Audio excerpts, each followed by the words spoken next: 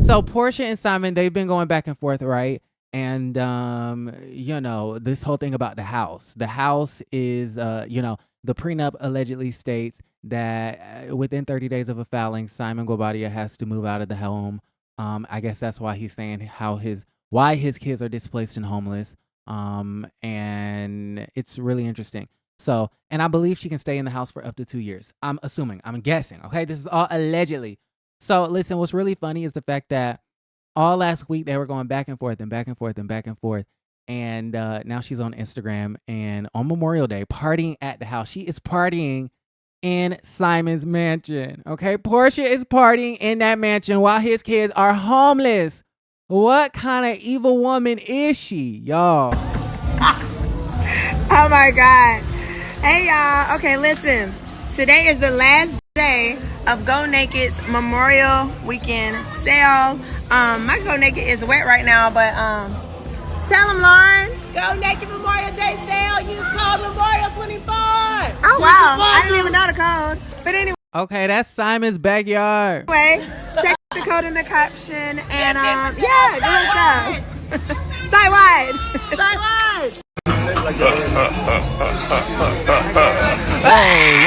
Whoa. I want you to back that. No. Y'all, why she twerking all over Simon's mansion while the kids is homeless?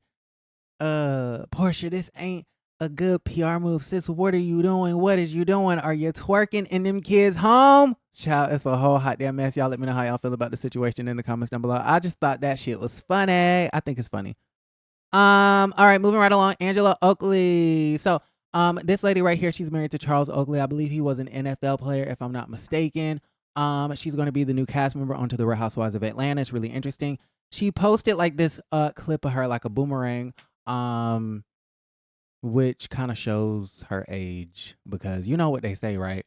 Boomerangs are like out. They're out of style. We're not doing. Maybe it wasn't a boomerang. I'm not sure. But I commented onto Twitter and I was like, oh my God, I forgot that Miss Angela Oakley was a part of the cast. She's like the only one that hasn't been posting onto social media. And so I said on Twitter, she is the least thirsty housewife of Atlanta. Because she's the only one that's not giving us updates, that's not giving us Instagram stories. And so everything pertaining to her is going to be a secret and or she might be boring, okay? That's Angela Oakley. She's really pretty though. Did she get a nose job? That nose is like perfectly pinched. It's pretty though. She's cute. Listen, so she did a Q&A onto Instagram. Oh, wait, I have to take that back. She is on Instagram and she is giving us an update on filming. All right, so I have to go ahead and take what I just said back. But listen, she did a Q&A onto Instagram. Somebody asked, are you friends with Drew? She said, love her, #Chicago. Somebody else asked, who do you see yourself getting close with this season on to the Real Housewives of Atlanta season 16? She said, all the ladies are amazing. All the ladies are amazing. Are you getting along with all the ladies, Miss Angela Oakley? Well, that's super interesting because in this next question, she don't seem to be getting along with all of them. Somebody asked, what made you want to do TV? She answered and said, it's something I've always had an interest in doing. Somebody else asked her, are you getting along with the girls? And she said, I don't even want to try to attempt to do that face. The discombobulated emoji. Okay, that's the emoji you put when you like don't want to answer a question, but then it's kind of like self-explanatory, and then it's just kind of like, short answer, no, you're not getting along with everybody. Listen, we'll see. Maybe I'll do a deep dive one of these days. We'll see. But y'all let me know how y'all feel about the situation in the comments down below. Are we excited to get Angela Oakley? Now, last but not least, I did want to mention Miss Summerhouse Martha's Vineyard. I did finish up the season earlier today. And I thought the season was really good. I feel like this season was a lot better than last season. I thought it was fun. I thought it was interesting. I thought it was drama filled. I thought the people did what needed to be done for the most part. And, you know, it was a really cute season. I do implore everyone to give it a chance. Martha's Vineyard, it's not a Housewives. It's not going to give you the same explosiveness as a Housewives, but it is really interesting and they're a really cute bunch and I really did enjoy it. All right. So some of the things that I did want to mention regarding Summer House and Martha's Vineyard is the fact that you have Jasmine versus the entire Summer House. And I found it to be really interesting because I don't know if you guys watched my interview with Preston. You probably didn't. Okay, y'all need to go back and watch my interview with Preston. But we stuck on Miss Jasmine. Jasmine was on the first season. She was newly married to this man named Silas who ended up being deployed. Now he's overseas, and so he did not join the group for a season 2. But Jasmine ended up coming back onto season 2 being pregnant, right? And it was a situation between Jasmine and Jordan in season 1 where Jordan didn't like the fact that Jasmine was acting different and Jasmine was being different. And now that Jasmine is married, she's trying to hook everybody up and play matchmaker, and she's not being herself, and yada yada this and yada yada that. And I'm like, Jordan, grow up. Grow up or be honest. Grow up or be honest. And what I mean by that is Jasmine is married. She's a different person now. Accept it or don't. Okay? And what I mean by be honest is the fact that just say you don't like the girl because you don't like the girl. And I kind of want Preston and some of the other girls like Shanice and some of the other girls onto the cast to say the same thing. We just don't like you.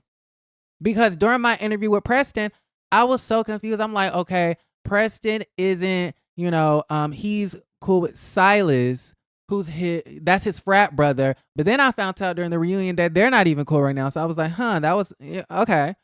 All right. But he said, that he didn't really want to really get too close to Jasmine because, something about a boundary, and he's really friends with Silas, and and I was like, okay. I was trying not to pry too much. I really should have. Looking back on it, I wish I would have pried more. And I just, we were talking about Jasmine, and I just blurted out, it just gives y'all don't like her. It's giving y'all don't like her. Like, what's up with that? And then he goes, if it's everybody versus her, I'm paraphrasing. If it's everybody versus her, then who is the common denominator? Who's the problem? And my thing is, well, what is the problem? Because what I heard on the reunion is a bunch of nothing. I heard a bunch of nothing. Why does Shanice feel like Jasmine is going to bring drama? Shanice couldn't not give us an answer. Why does Jordan so desperately not so desperately, but why is she so like stuck in this mode of, Jasmine is this different person. Jasmine is because she was trying to play matchmaker. Okay, maybe that was a bit awkward. Maybe it was a bit too much. Maybe she was being pushy, but like, really? Why doesn't Preston see it for Jasmine? We still don't know. And what I want them to say is, we don't like you. We don't like how you're controlling. You were trying to play matchmaker. We didn't like Silas. He was annoying. He was controlling. He's controlling you. Okay, we don't like the fact that you used to be a fun time girl and now you're a Stepford wife and you're being controlled by Silas. We don't like the fact that you was trying to call house meetings all last season. We don't like the fact that you was trying to act like you were the leader of the pack and trying to, host a trip. We just don't like you. We just don't like you. And they don't want to say that because maybe that's not the truth, but then they also don't want to say specifically what this lady has done. And it's, to me, still it gives, you just don't like her. And I love Jasmine. So hopefully they can fix it. Hopefully everything can, be restored. But it's just I feel like it's certain people who are always getting the short end of the stick. I feel like Amir is one. Granted, I don't agree with the tweets from, however many years ago about him saying black people, black women scare him and things like that. And I do feel like his girlfriend is unlikable, but I feel like they don't get the benefit of the doubt. Speaking of Natalie, to me, they want to nail Natalie to the cross. But Natalie told y'all sat up on the hammock with Natalie talking shit about Nick. Natalie told y'all that she was going to tell Tasia. Then once she tells Tasia, then everybody acts like, well, that's not what I said. And then y'all want to deflect it back to Natalie. Is Natalie being messy? Is she being a bone collector? Yes, she's being messy. But Noelle, you going on that reunion talking about she's spreading lies and rumors. There was not one lie and there was not any rumors to spread. She spread the truth. How is she spreading lies and rumors when the said lies and rumors came out of you, Shanice, and Bria's mouth? All she did was relay a message. Was it messy? Yes. Is she being a bone collector? Yes. Is she trying to make a scene great? Yes, which I don't feel like that's an issue either.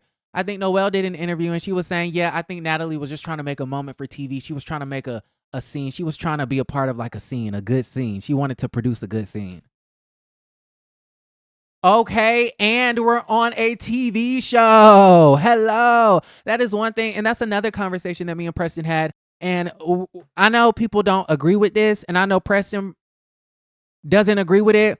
But I just kind of feel like everybody needs to get out of their feelings and get into their bag. We're filming a TV show. Why is Natalie the only one attempting to create a great scene? Yes, Noelle, she should be trying to create a great scene. We're on TV. Now, I'm not saying make things up and like, you know, just create fake stories and narratives. I'm not saying that. But to me, if you got this tea and everybody's talking shit about Nick and it's, it's being in everyone's head, it's like, oh, this has never been talked about before. Because granted, they didn't know that Jordan and Shanice or Jordan and somebody else Jordan and Summer had already had a conversation with Nick. So to everyone on that hammock, it was being discussed as if this had never gone back to Nick, right? Why wouldn't Natalie, being on TV, why wouldn't she then take that bone and relay it back to Nick and Tasia? Like, I'm sorry, but this whole like, that's one thing that irritates me about this show is the fact that it's like, I don't know. It's irritating to me. The whole thing was irritating. And then what else? So we had Natalie. Okay, so the three people that I feel like are always getting the short end of the stick. Amir, I feel like, whenever him, and I think it's partly because of Natalie. And that's a whole different can of worms that I'm not going to open up tonight. And I know you guys are going to disagree with that. We also have Jasmine. I feel like everyone gives, their ass for Jasmine a kiss, and I just don't. I don't get why. I don't understand that. And then I feel like who else did I kind of feel bad for? Nick. I feel like it's always these jokes about Nick. Like Nick is always like the center of a joke. And like they talk about the way he dresses and they talk about, he's touchy and feely and whatever. And like when Bria and Nick were going back and forth, she just randomly called him Urkel. And I'll just be like, and then even when they are giving him compliments, like remember he had the tattoos and stuff like that, it's always backhanded. Like, oh, normally I would never look at Nick.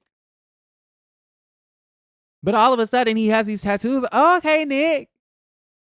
You could get some tonight. Maybe, Nick. As if he's not like, as if he's like ugly. And I just be like, why they be doing Nick like that? And then when Nick had to run, he didn't receive no support. Didn't nobody say good luck, have fun, we support you, we want to be there for you, Nick. Jasmine, Amir, and Nick's status in the group, I feel like is depleting. I feel like I don't know what it is. I don't like the way they treat Nick. I just don't.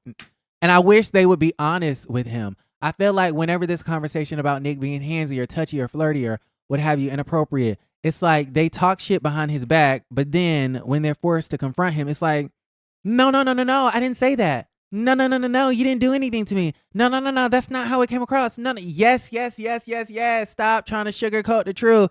Talk the same way you was talking on that hammock. Say it to Nick's face. The same way, y'all. I hate the top of my hair. It's like, ugh. Anyways, great season. I'm excited for season 3. It was really good. Y'all let me know how y'all feel about the situation in the comments down below. Like the video, subscribe to the channel, and don't forget to create a great day.